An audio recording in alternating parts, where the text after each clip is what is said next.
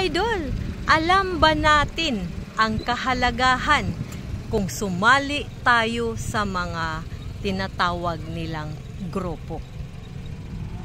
Mahalaga kaya ito? Mahalaga mga idol. Kung maging tapat lang tayo sa grupo, hindi tayo yung mga tipong mag-traidor-traidoran, ay napaka malaking halaga ang pagsali natin sa mga grupo-grupo. Bakit? Siyempre, kung loyal tayo, ano man din sila sa inyong live, mag-attend man din sila, at then mag-attend ka din sa kanilang mga live. O di ba? Hindi yung gusto mo lang, ikaw lang ang mag-attendan sa kanilang mga live, tapos ikaw doon ka sa ibang live mag-attend.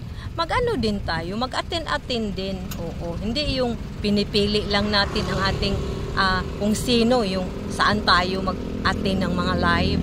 Mag-attend din tayo. Hindi naman yun sinasabi na engage to engage. Hindi man yan ang proseso. Yun lang na mag-ano lang ba, siyempre, alam na natin, kailangan din nila ng mga manunood, and then mag-react ka din doon. At siyempre, kung ikaw ang magla-live, babasahin mo din kung sino ang nag-comment ng iyong live. Hindi yung pinipili natin kung sino lang ang gusto nating babasahin. Hindi ganon. Kailangan din na magbasa ka sa lahat ng magko-comment ng iyong live. Hindi yung kung sino lang ang gusto mong babasahin. Mamimili tayo ng tao na ating basahin.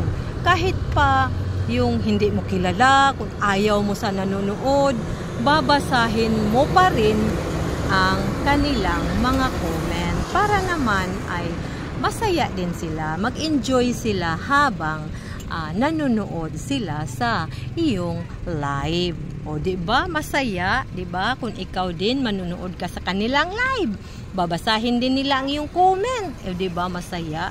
Yun lang mga idol. Maraming salamat at mag-ingat tayo.